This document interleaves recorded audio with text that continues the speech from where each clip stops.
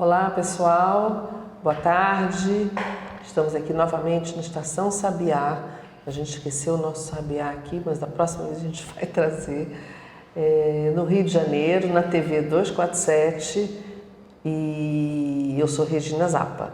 Hoje eu estou aqui com o professor Veríssimo dos Santos Júnior, que é professor de artes cênicas da rede pública.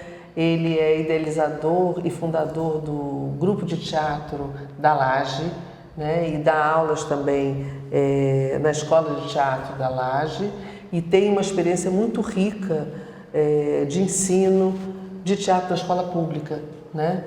Então nós vamos conversar hoje com o Veríssimo e ele vai começar contando pra gente. Eu soube que você é um professor muito querido dos seus alunos.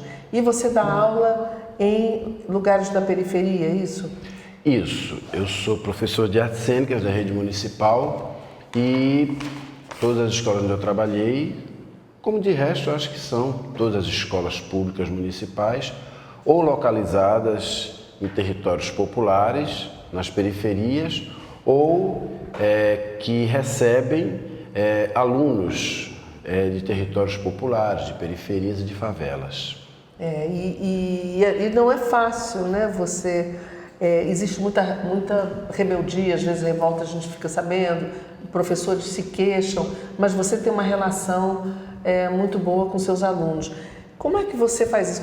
Qual é o seu método? Qual é a sua forma de aproximação, de diálogo com os alunos? Como é que é o seu trabalho?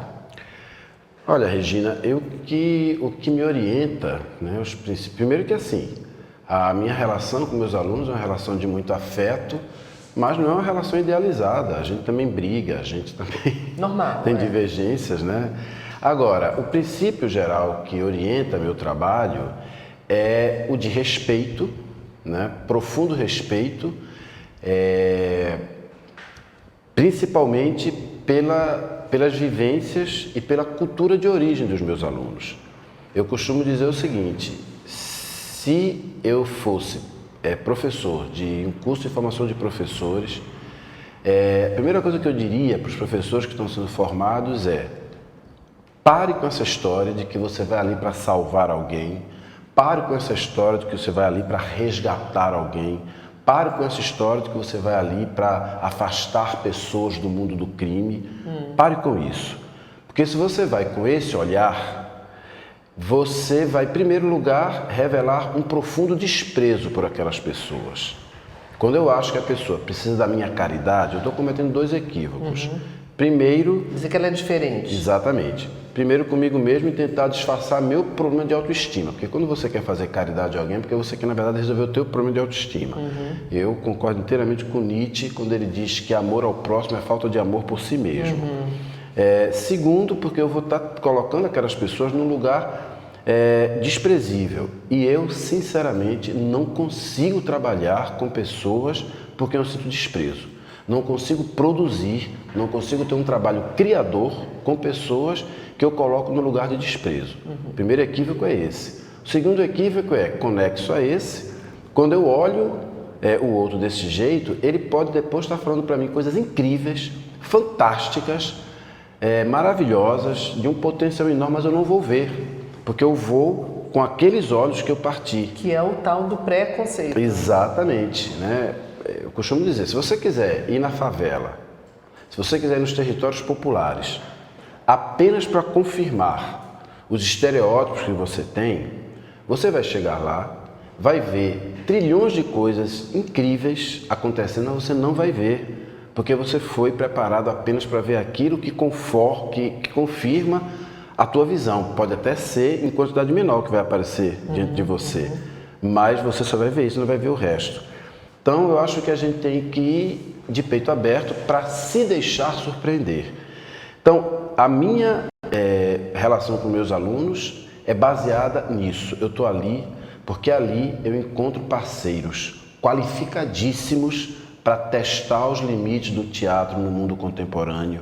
Eu estou ali porque eu encontro parceiros que me ajudam a recuperar, a resgatar o caráter de jogo do teatro. Porque teatro, para mim, é jogo, principalmente isso. E ali eu encontro parceiros qualificados para me ajudarem a fazer isso, para encontrar novas possibilidades para o teatro no mundo contemporâneo.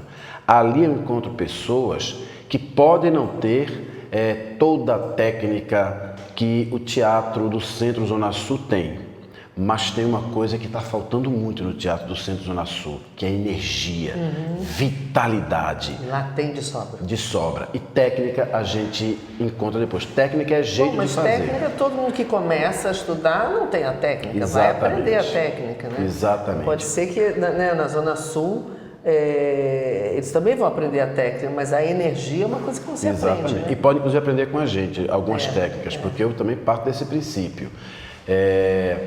Tem um autor de quem eu gosto muito, chamado José de Souza Martins, que eu usei muito na minha dissertação de mestrado, que ele diz o seguinte: o desafio do intelectual que se propõe a trabalhar com as classes populares, o dilema é o seguinte: é você querer que as pessoas façam a prática da tua teoria ou, inversamente, você descobrir a teoria que está contida naquela prática. Então, e aprender com eles. E aprender com eles. E trocar, né? Porque também é um dos equívocos que eu vejo da intelectualidade de esquerda nessa relação, ou ter essa postura autoritária, arrogante, iluminista em excesso, ou ter uma atitude populista, de uma adesão à crítica.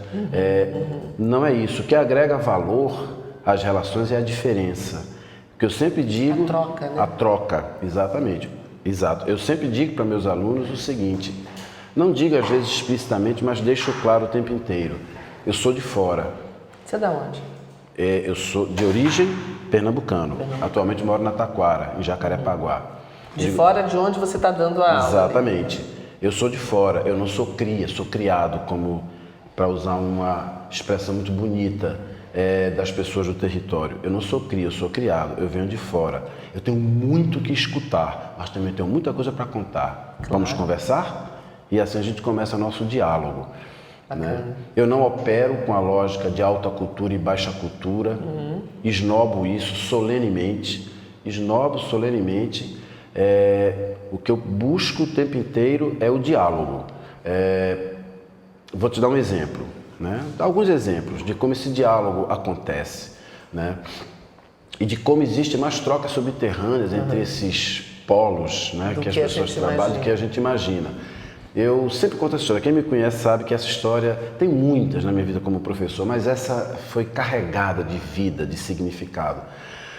Eu comecei o ano numa turma, há muitos anos atrás, era uma turma de 7ª série, com alunos com idade bem defasada em relação à série, e eles estavam assim com 16, 17 anos na 7ª série. No entanto, traziam muita vida para dentro da escola e dava problema, né? Porque era o redondo tentando se encaixar no quadrado e aí gerava confusão. Eu comecei o ano falando para eles o seguinte: olha, eu quero dizer para vocês que vocês, aqui na minha aula, vocês não precisam estudar para ser alguém na vida.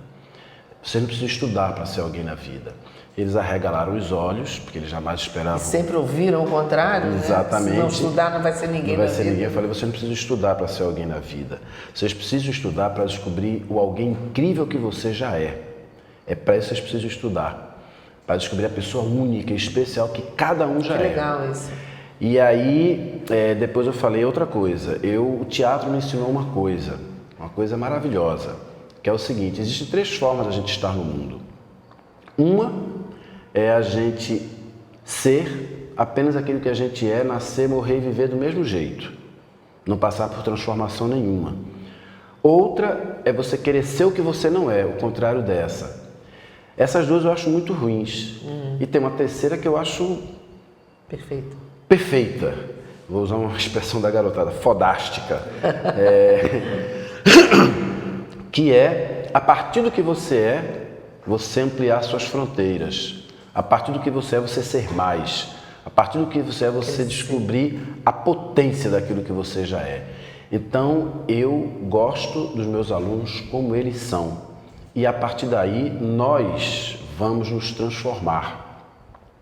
Ok. Depois, no decorrer do ano, quando eu entrava em sala, era eu entrar na sala, os celulares começavam a tocar os proibidões. Começava a tocar os proibidões, isso, exatamente. E aí eu comecei a entrar numa disputa de sentidos comigo mesmo, porque a escola é um lugar onde você tem que estar se tensionando o tempo inteiro fazendo disputa de sentidos. E eu qualquer escola, né? Sempre qualquer escola.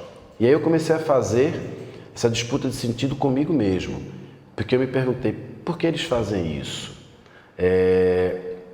E não tinha nenhuma visão moralista minha, porque eu acho proibidão uma linguagem legítima como outra qualquer. Mas eles faziam isso na sua aula, na minha aula, você entrava? Quando eu entrava. E eu falei, eu sei que é uma linguagem, mas será que eles estão fazendo isso para me agredir? Mas ao mesmo tempo eu dizia, não pode ser para me agredir. Ou te achavam mais permissivo e por isso alguma coisa testando, assim, né? Exatamente.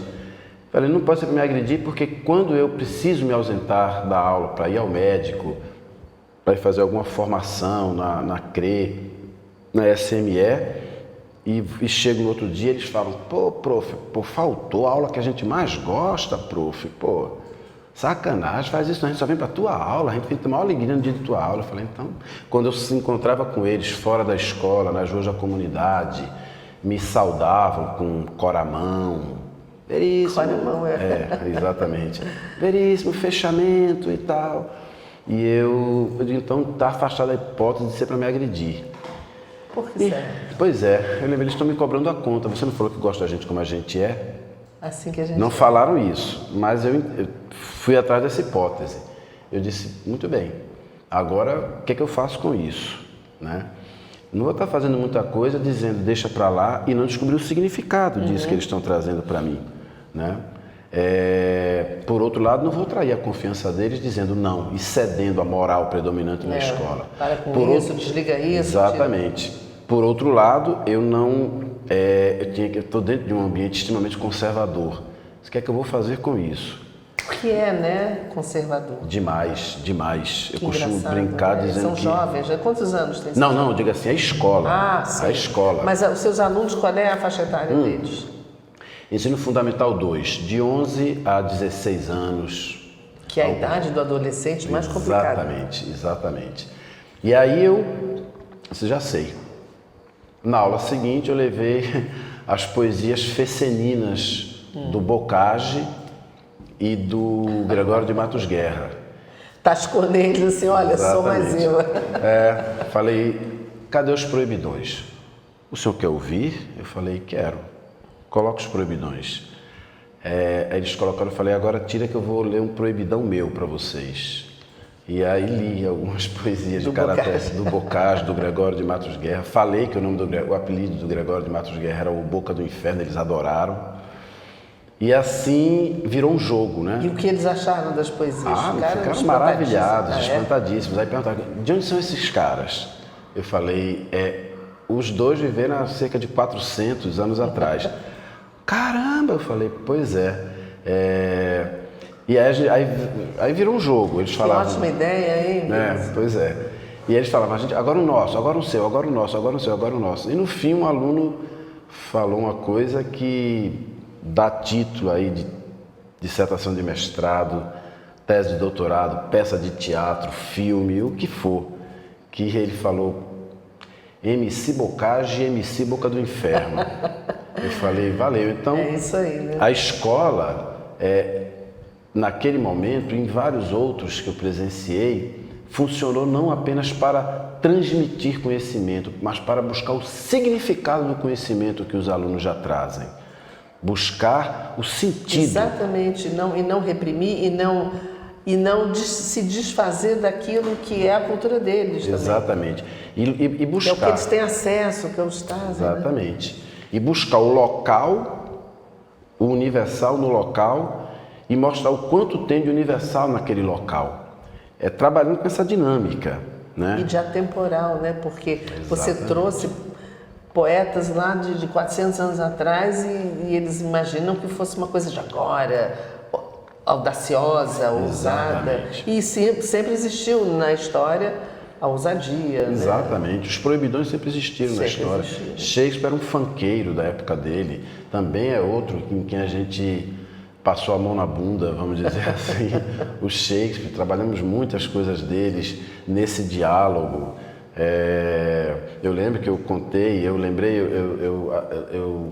o Peter Brook, né, que é um grande homem de teatro, diretor inglês, ele fala, o que me interessa em Romeu e Julieta é a poesia que emana das sarjetas de Verona, são as batalhas feudais, a história de amor de Romeu e Julieta é uma história pernóstica, é um incidente. É o contexto, né? Exatamente, é o contexto que Shakespeare fez a obra dele, que é o tempo inteiro dizendo, cuidado com a Guerra das Duas Rosas, faz pouco tempo.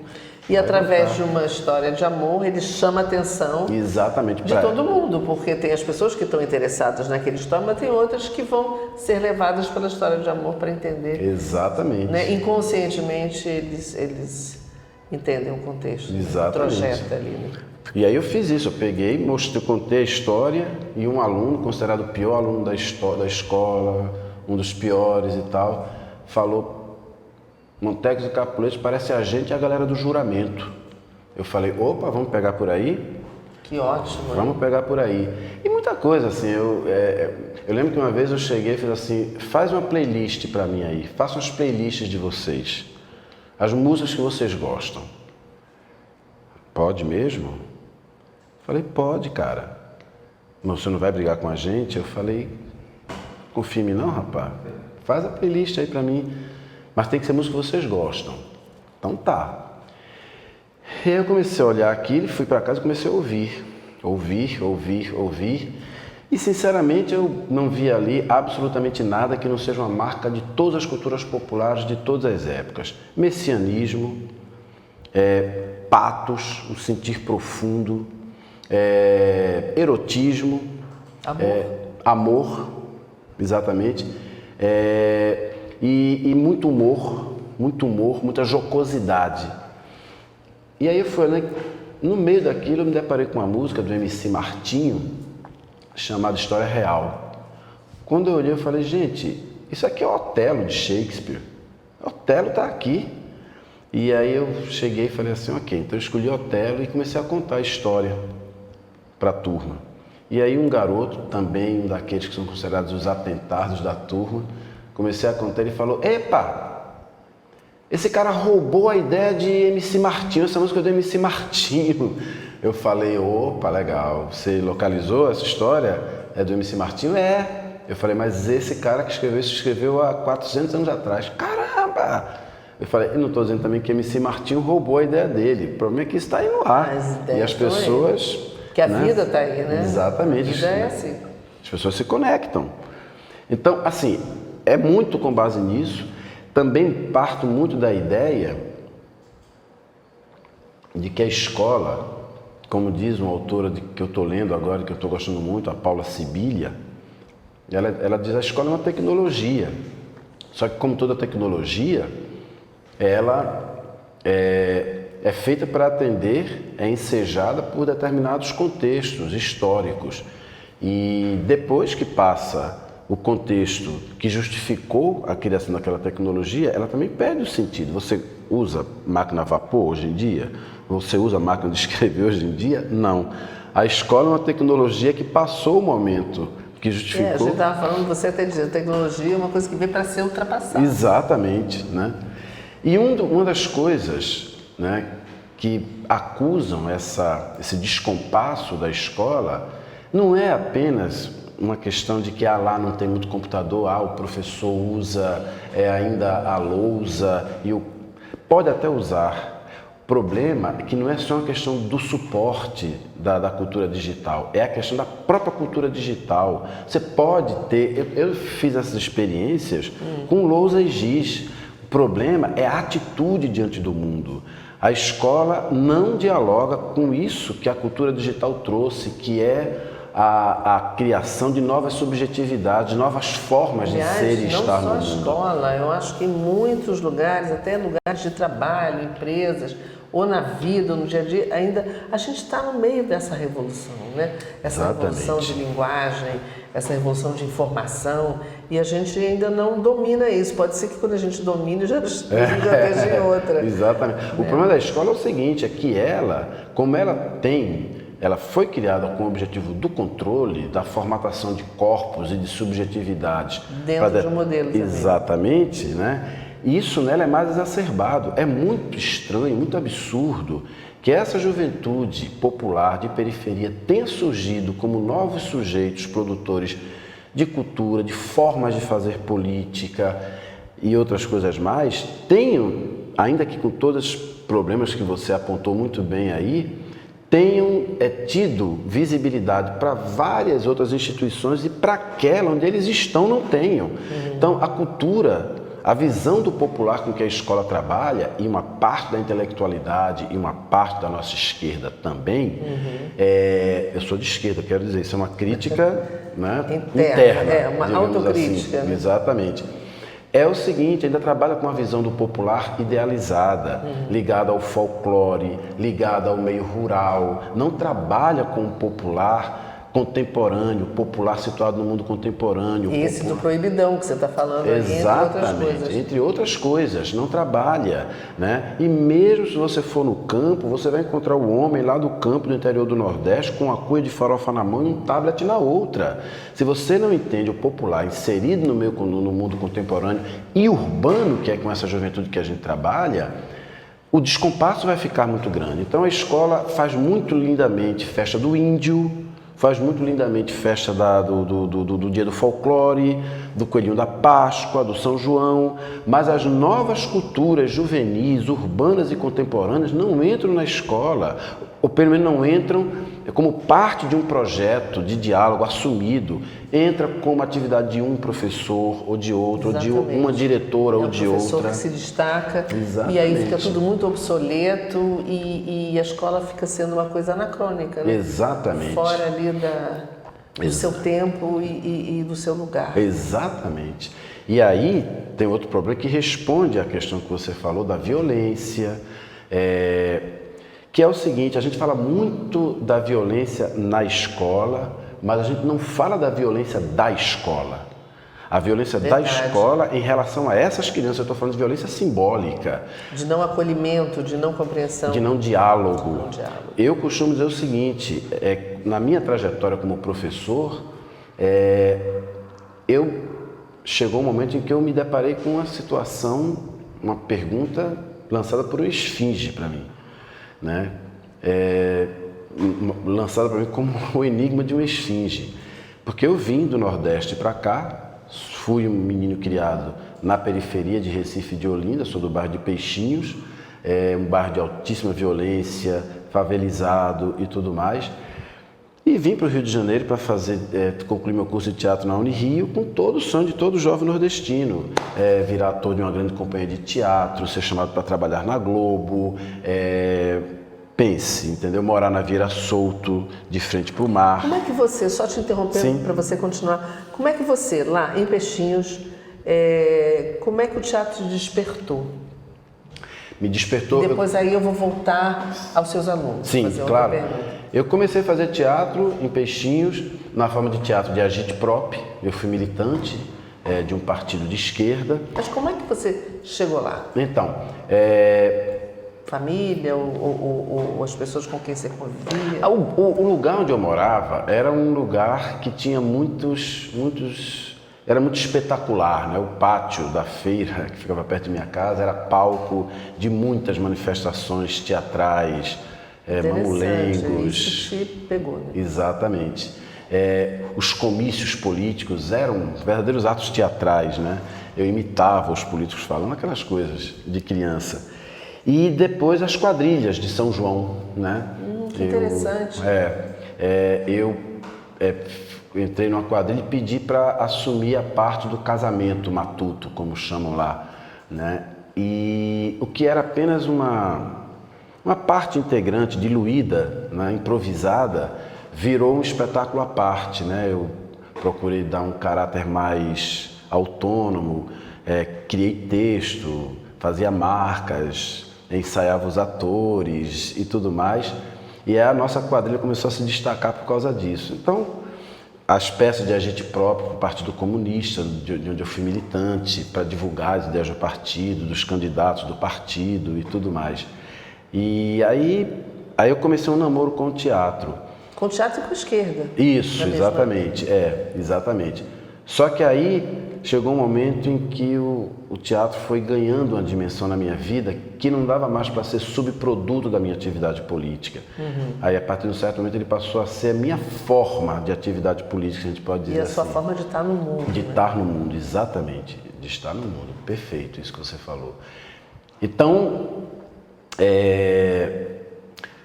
nessa relação com os alunos, eu me perdi um pouco aqui, mas eu sempre procuro essa... Não, aí você estava dizendo que aí você veio para o sim, Rio. Exatamente. Sim. Então, quando eu cheguei aqui, a vida me levou por caminhos, né? Eu que pensava, tinha todas essas ilusões, esses sonhos de um jovem nordestino, voltei para a periferia, no Rio de Janeiro.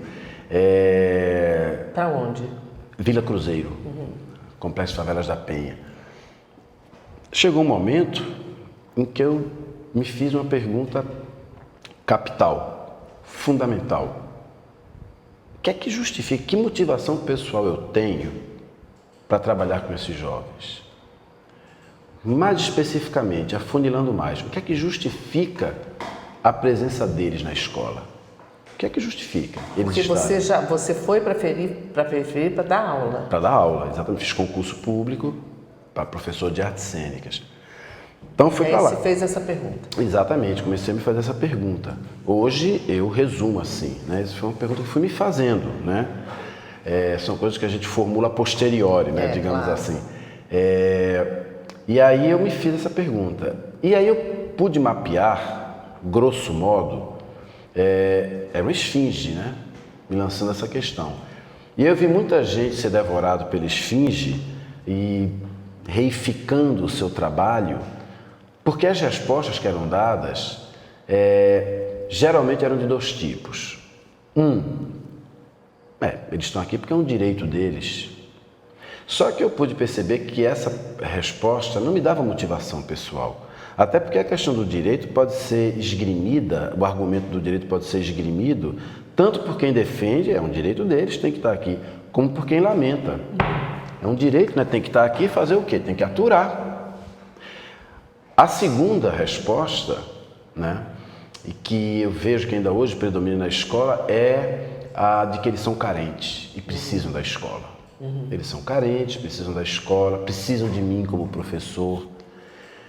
E eu, claro, eu tenho a solidariedade como uma dimensão fundamental de minha vida, mas eu falei, é pouco.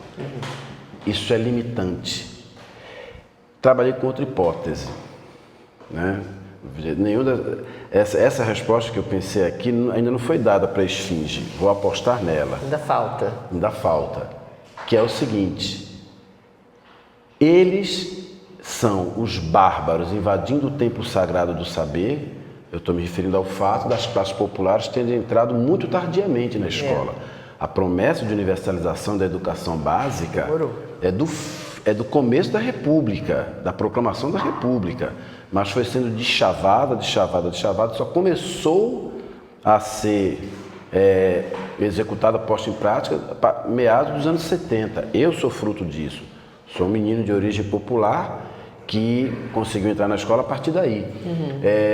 Então é o seguinte, a entrada desses jovens, a entrada das classes populares na escola, é o fator de decadência da escola? Foram os bárbaros que invadiram o templo sagrado do saber? Dos bárbaros. Exatamente, né? Eles só trazem problemas para a escola? Eles só trazem problemas para a escola? Ou, inversamente, eles são novos sujeitos que estão interpelando a escola, estão lançando interpelações para a escola para as quais ela não estava preparada, estão trazendo vivências, estão trazendo formas de produzir conhecimento, outras que não seja essa eurocentrada com que a escola trabalha, porque um dos grandes equívocos da escola é achar que ela é o único lugar onde se produz conhecimento. Se nunca foi assim, hoje em dia muito menos, muito menos. E o outro equívoco é achar que as classes populares, por terem ficado fora da escola, não tenham feito aquilo que o poeta Manuel de Barros fala, quando ele diz que anda na linha trem de ferro, eu sou como água que vem entre as pedras, liberdade caça jeito. Então, se não entendem que as classes populares caçaram um jeito de produzir outras formas de conhecimento e morar no morro com um barraco pendurado sem cair, é apenas uma dessas demonstrações de conhecimento. Estou falando de conhecimento, estou falando de saber, conhecimento de alta complexidade. Então é o seguinte, eles são aquilo que eu falei, ou são esses novos sujeitos entrando, trazendo novas formas de produção do conhecimento, lançando novas interpelações à escola e principalmente dando a ela uma preciosa oportunidade de reencontrar seu lugar no mundo contemporâneo, porque está esvaziado. Está esvaziado.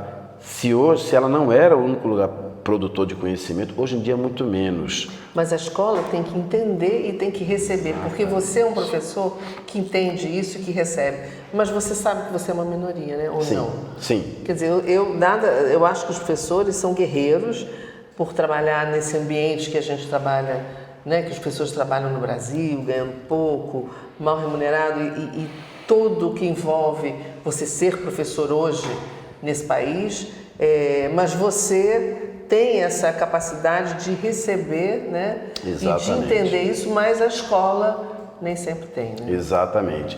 E aí tem algumas coisas que condicionam isso, sabe, Regina? A formação dos professores, né? Como eu falei, a formação dos professores ainda é com essa visão do popular, né? Anacrônica, descolada da contemporaneidade. Deve-se também ao fato de, hoje, a maioria dos professores, né?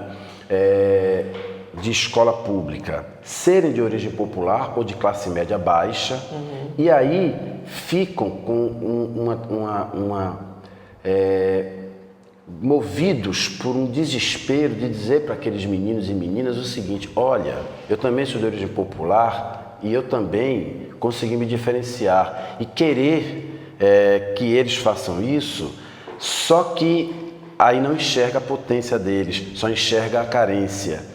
Aí dá problema, porque é isso que eu digo assim, gente, é bacana a atitude da solidariedade, mas se eu só vejo o meu aluno como aquele que traz problema, é vítima de abuso, coitado, é difícil para ele, é vítima de abuso sexual, tem doenças, família, exatamente, família não sei o que, mas inclusive essa questão da família é outra coisa que a gente precisa discutir e muito.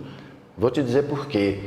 Se eu só vejo eles como isso, mas como quem não traz nada, eles trouxeram a contemporaneização de Shakespeare para mim, eles trouxeram... Sensacional isso que você contou aí. Entendeu? Eles trouxeram, quando a gente fez a viagem da Vila Cruzeiro a Canaã de Ipanema numa página do Facebook, que foi um espetáculo do Grupo Teatro da Laje, caramba, eles trouxeram uma forma de fazer teatro maravilhosa. Os personagens não tinham nome, era só jogo entre os atores. Isso foi o teatro que tinha ali. Então, se eu não enxergo a contribuição que eles trazem, e mesmo a questão da família, te agradeço a oportunidade que você está me dando de explicar isso, porque é muito engraçado como mesmo nós, intelectuais que somos de esquerda, intelectuais que questionamos a família, como é que chama? Monoparental, a família heteronormativa. Ou desagregada, né? O pai que bebe, a mãe que bebe, ou o pai que não foi embora, só a mãe que cria. Enfim, tudo que a gente sabe que acontece em várias famílias, mas sobretudo nessas classes mais baixas. Pois é, mas aí é que está, é isso que eu te digo, eu acho, entendeu? O que eu estou dizendo é o seguinte, nossos intelectuais questionam de maneira muito linda essa questão, né, do padrão de família heteronormativo, do padrão de família, enfim, né? Mas esquecem de enxergar que ali tem arranjos familiares absolutamente maravilhosos, que não passam por consanguinidade e que não passam por isso. Não é absolutamente verdade que todos aqueles meninos são descuidados. Não, tem uma cultura de solidariedade incrível quando uma mãe sai para ir trabalhar e pede para outra cuidar, para a vizinha, para a prima ou para a tia. Tem arranjos familiares ali incríveis. Eu lembro de uma vez que uma aluna minha chegou, tem laços familiares baseados no afeto e não só na consanguinidade. Uma vez uma aluna minha chegou para mim, negra, negra de tipo angolano. Conversando, e aí, quase que acidentalmente, ela falou, não tinha nenhum sentido ali de dizer, olha como nós somos uma família multirracial, olha como, não tinha nada disso. Ela falou quase que espontaneamente assim, aí porque não sei o que, professor, e tal, aí eu e minha irmã aqui, a menina que ela apontou, que é como irmã dela, era loira do olho azul. Lógico que eu, com meus valores, se espantou. Me espantei, falei, vocês são irmãs?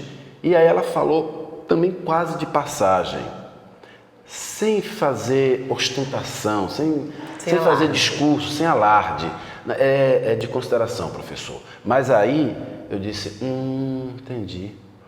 E aí a gente vai querer dizer para aquelas crianças o que é família, o que não é. Como assim?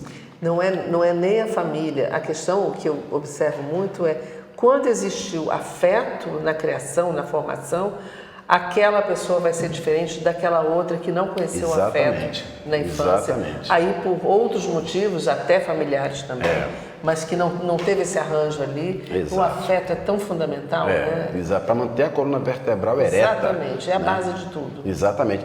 A escola, às vezes, porque é isso, né? Como a galera vai caçando o jeito. Às vezes é um professor ou uma professora, né, que cumpre esse papel, é uma vizinha, é alguém. E também nas famílias de classe média, né? É assim nas famílias, né? Você tem famílias ricas também que algumas crianças se sentem totalmente isoladas, abandonadas, por outros motivos, outras questões, que não é a pobreza. Exatamente, né? Porque foi criada pela babá, porque o pai e a mãe não deu atenção. E aliás, uma vez eu respondi isso a um jornalista, né? Ele me perguntou, o que é que o teatro pode fazer? O teatro tem ajudado a salvar as crianças? O Amir Haddad fala isso, o teatro salva. Exatamente. Mas a perspectiva que ele falou, e eu conheço o Amir, é um querido, a perspectiva que o Amir fala é bem diferente, né? O cara perguntou, o teatro tem salvado as crianças? Tirando elas da guerra, do tráfico, etc. Exatamente. E aí eu disse, olha só, o teatro salva muita gente, meu querido. O teatro me salvou de ser stalinista, o teatro salva a gente de ser Carola Papaoste da igreja, o teatro salva gente de classe média das tristezas, amarguras de terem sido criados pela babá e não ter tido afeto de pai e de mãe. Salva todo mundo. Agora eu queria que você também invertesse a pergunta. O que é que esses jovens da Vila Cruzeiro têm feito pelo teatro? Pergunta isso, porque essa forma de arte não está com essa bola toda para sair por aí dizendo que está salvando ninguém, não. Uma forma de arte que não tem nem 1% do poder de mobilização que tinha até meados do século XX. Então, que história é essa? Pergunta o que é que eles podem fazer. E aí, se você quiser, vem aqui na Vila Cruzeiro para você ver as novas formas de produção teatral que a gente engendra, baseado na mobilização do território. Você vai ver o seguinte, que enquanto no centro Zona Sul as pessoas estão reclamando porque as salas de espetáculo estão sendo transformadas em igreja, na Vila Cruzeiro a gente transformou uma igreja numa sala de teatro. Tá bom para você? Enquanto você vê as pessoas reclamando do esvaziamento das salas de teatro, então o que eu perguntei para o jornalista foi, por que é que você não inverte a pergunta? Por que é que você não pergunta o que é que esses jovens da Vila Cruzeiro também estão dando para o teatro? E o que você acha que eles estão dando para o teatro? Exatamente o que eu falei. Eu digo, você vê as pessoas do centro, Zona Sul, reclamando muito de que as salas de espetáculo estão sendo transformadas em igreja. Você quer ver uma sala de igreja ser transformada em teatro? Vá lá ver o trabalho do Teatro da Laje, na Vila Cruzeiro, e você vai ver isso. Vocês têm reclamado muito de que as salas de espetáculo estão vazias e atribuem isso à violência. Porque, infelizmente, a nossa chamada classe artística não faz autocrítica do que é que ela está fazendo no teatro também. Pois bem, você acha isso? Vá na Vila Cruzeiro que você vai ver o caveirão passando, a bala cantando, o tiro dando para cima e a Arena Carioca de Cro, onde a gente apresenta nossos espetáculos, as praças da comunidade lotadas de gente para ver o grupo de teatro, a cria da comunidade, o grupo que é filho da comunidade e que faz um teatro territorializado. Então é preciso a gente inverter essa lógica. É preciso que a nossa intelectualidade, não a nossa intelectualidade, mas uma parte, porque tem intelectuais que tem essa visão, eu não posso fazer injustiça quanto a isso. Não vou citar os nomes porque eu não quero cometer injustiças, de omitir alguém, né, pessoas que são parceiras. Mas é preciso que uma parte da nossa intelectualidade rompa com essa visão, se quer realmente enfrentar o fascismo que está em curso em nosso país, rompa com essa lógica de que tem um setor da sociedade que tem explicação geral para tudo e que tem outro setor da sociedade que tem um vazio completo. Não é verdade. Cada setor desse descortina algum aspecto da realidade, revela algum aspecto da dominação capitalista que outro não consegue perceber.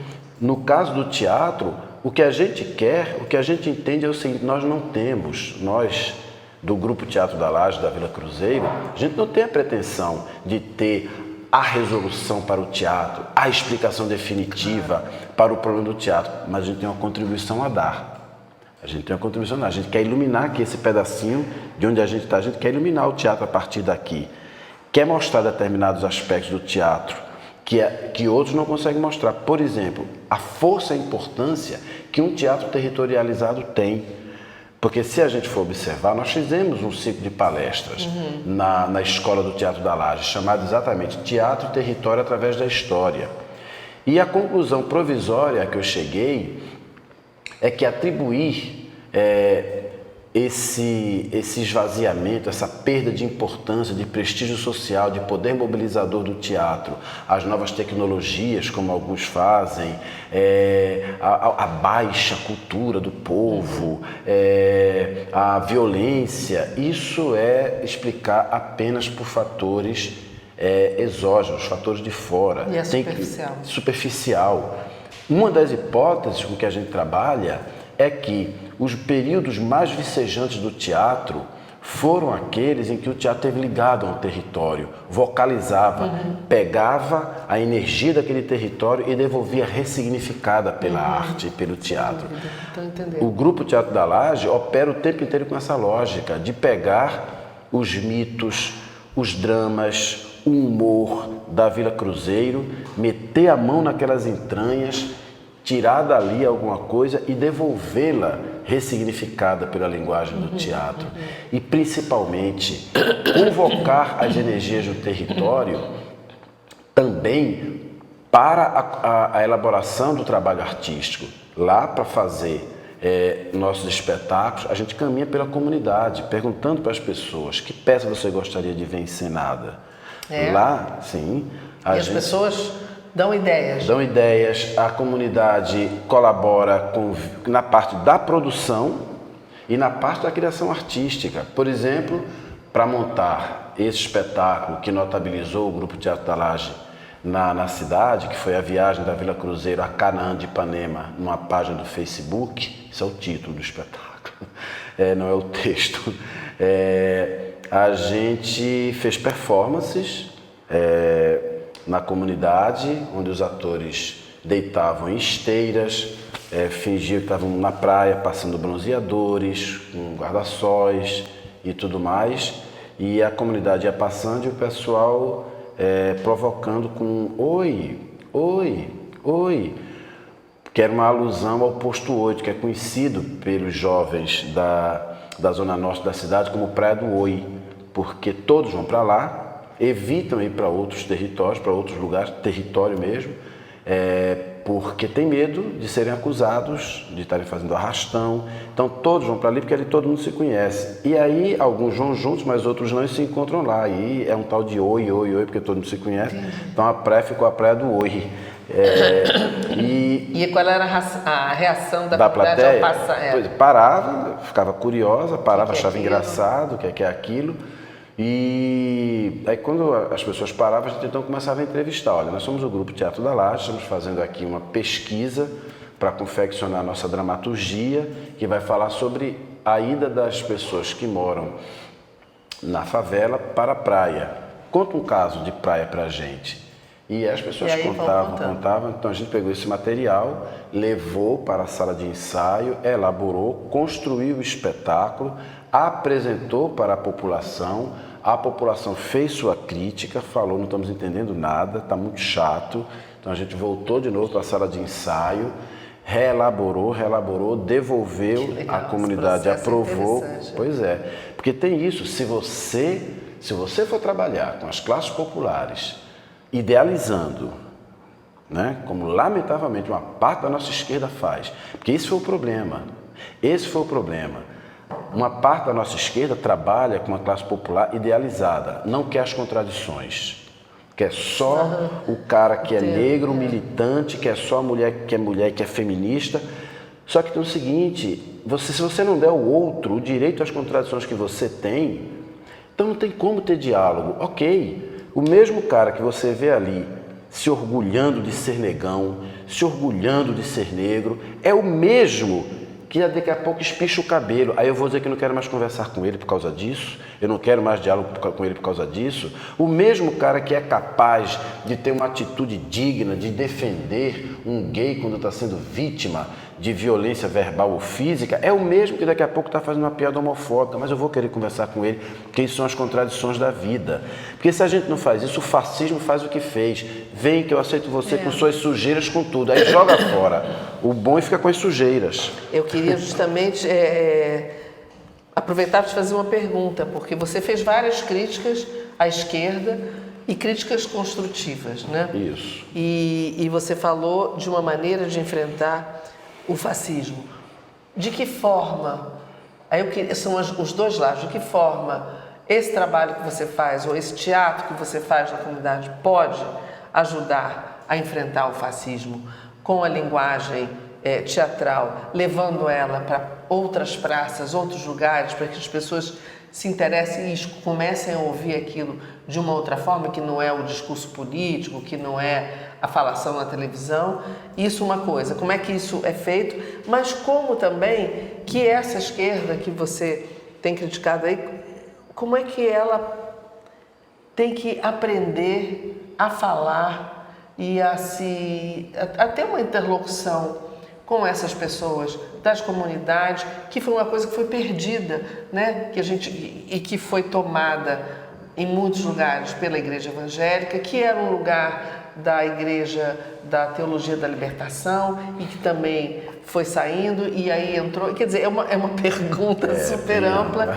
E aproveitando, eu vou deixar você falar, e aproveitando, falar também um pouco sobre essa questão dos evangélicos, que não é uma unidade, que são muitas coisas diferentes, mas como é que é esse comportamento dentro da sua sala de aula, que você me contou aqui de um caso de um menino que tinha sido proibido pelo pastor de fazer teatro. Como é que isso funciona? Quer dizer, eu sei que é uma pergunta grande, mas você pode falar aí quanto você quiser, e se você esqueceu alguma coisa, eu te interrompo. Tá bom, então vamos ver. Vamos lá, vamos ver se eu lembro. A primeira que você perguntou foi... O teatro indo para outros isso, lugares, exatamente. Né? Olha, eu acho, você pontuou uma questão aí muito cara para mim, é muito bom, que é não achar que o teatro pode contribuir com alguma coisa com mensagens, né? Porque isso é uma das coisas com as quais eu me bato frequentemente, que essa ideia, primeira, fazendo uma marcha ré e continuando o que eu estava falando antes, essa ideia de que teatro para jovens de classe popular, arte, né, feita com jovens, exatamente, feita com jovens de classe popular, é para salvar do tráfico, é para ocupar a mente vazia, para não virar oficina de Satanás. Quando é arte feita com jovens do Centro-Zona Sul, é para desenvolver uma linguagem, é para criar um padrão estético, é para ampliar os limites do teatro no mundo contemporâneo, é para testar novos caminhos e etc. Quando é com jovem da favela, é para salvar do tráfico. Que lógica é essa de que aquele jovem ou foi ou será bandido, ou foi ou será criminoso? Isso a gente falou um pouco, mas é um pouco diferente da minha pergunta. É assim, de que forma, quer dizer, você falou enfrentar o fascismo, de que forma uma arte libertária, as artes geralmente são libertárias, na própria arte pode levar essa mensagem porque na verdade eu estava retomando. Um dos equívocos quando se faz teatro com as classes populares é esse. O segundo é justamente de ver o teatro apenas como suporte de mensagem, não como fenômeno de linguagem. Eu lembro do bom e velho Walter Benjamin, quando ele dizia: artista que não ensina outros artistas, no próprio ato de fazer arte, não está ensinando nada a ninguém. Não está ensinando nada a ninguém. Eu acho que não é questão da mensagem, é a questão da forma de fazer teatro. Retomo o que eu estava falando, é entender a contribuição única, singular e original que esses jovens têm para dar nas novas formas de produção artística e cultural, na criação de novas linguagens. Isso, para mim, é que é a grande questão. Que teatro eles têm a dar para o mundo? Que teatro, né, os vários setores têm a dar para o mundo? Eu nunca operei... E aí é o seguinte, eu acho que a gente pode dar uma grande contribuição permitindo que esses jovens falem de si. Porque eu costumo dizer o seguinte, a gente fala principalmente na escola, sobretudo na escola, a gente fala muito desses jovens, para esses jovens, sobre esses jovens, mas a gente fala muito pouco com eles. E mesmo quando a gente jura algumas vezes que está falando com eles, não é com eles que a gente está falando, é com a representação que a gente faz deles. E eles estão invisibilizados atrás daquela representação. A gente está dialogando com essa representação e eu sei muito bem o que é isso. Porque quando eu cheguei do Nordeste para cá, eu sempre digo isso, eu depois me dei conta que antes de mim, a representação que se fazia de mim aqui no Sudeste já tinha chegado com séculos antes de mim. E chegava da seguinte forma: eu sempre fui um jovem habitante de uma metrópole, Recife é uma metrópole, sempre fui um jovem criado no ambiente urbano, cheguei aqui com discussão acumulada sobre teatro contemporâneo, sobre tudo, enfim, cheguei aqui fãzão já lá de Recife, fã da vanguarda paulista, de Arrigo Barnabé, mas aqui só queria que eu fizesse Chicó e João Grilo, aqui só queria que eu fizesse Cangaceiro e não sei o que mais lá, não tinha escapatória, conversavam com a representação que faziam de mim, não comigo. Então eu sei o que é essa dor. Você entendeu perfeitamente. Perfeitamente. Então, para evitar isso, eu acho que a solução está então em permitir que esses jovens falem de si. E aí, uma vez me perguntaram: que lindo, você dá voz a esses jovens. Eu falei: não, querido, eu não dou voz a ninguém porque eu não sou Messias para fazer mudo falar. Voz ele já tem, eu tenho que me dar ouvidos.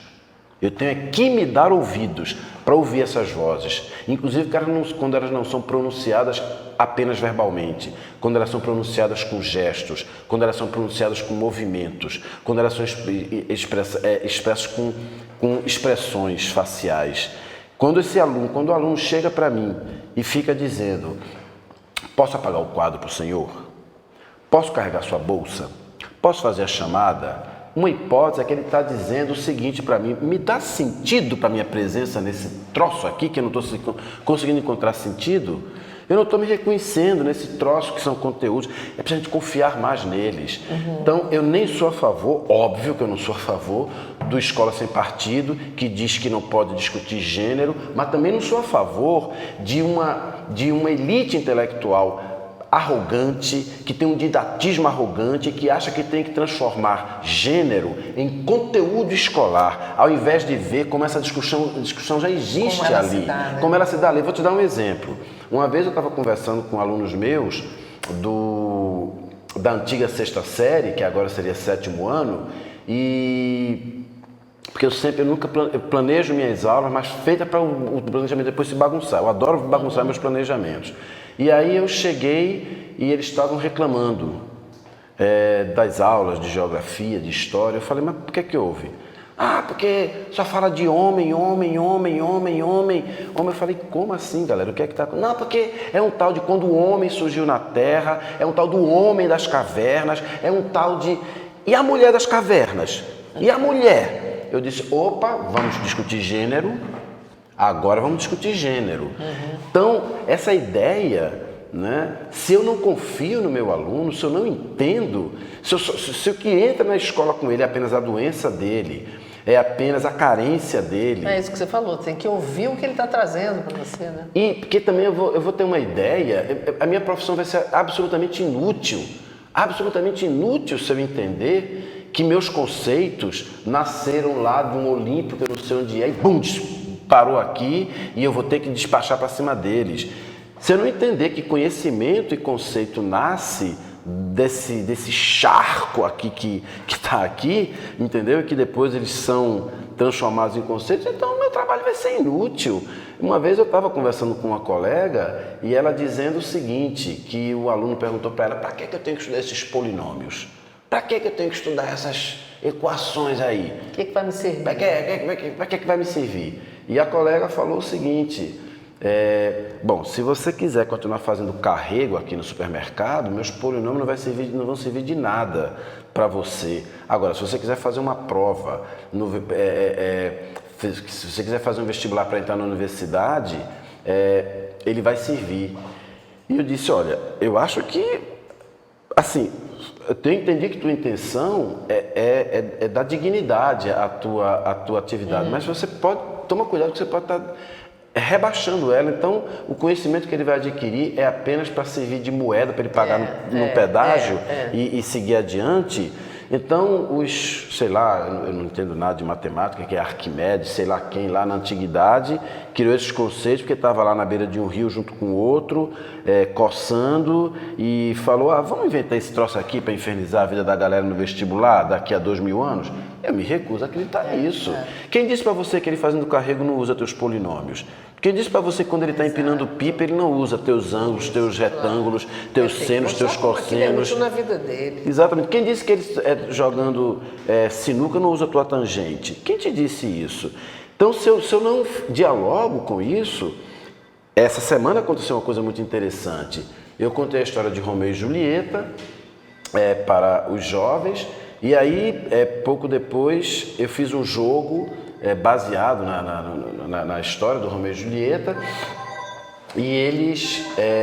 aí eu falei o seguinte, eu falei, olha,